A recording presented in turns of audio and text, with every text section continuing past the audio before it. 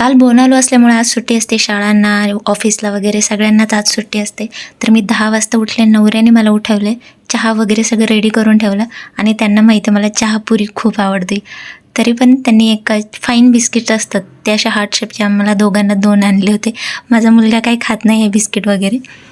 आणि दुपारी म्हटलं दोशाचं भिजत घालू. हे बघा इकडं हे राशनचे तांदूळ आहे, असे मिळतात बारीक, छान असतात, त्याचाही भात छान होतो. आणि हे प्रमाण तुम्हाला माहीतच असेल.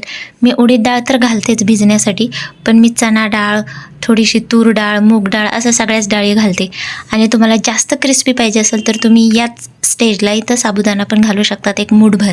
असं 3 वाट्या तांदूळ आणि 1 वाटी आपली उडद डाळ असं प्रमाण घ्यायचं नेहमी, एक स्टँडर्ड प्रमाण. आणि त्यात मेथ्या पण घालते मी.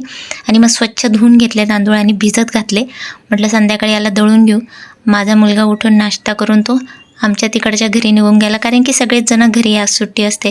तर मी आज रील्स वगैरे शूट करून घेतल्या. मला लाँग व्हिडिओज पण शूट करायचे होते यूट्यूबसाठी, पण ते आज झालेच नाही. आज फक्त रील्स झाले.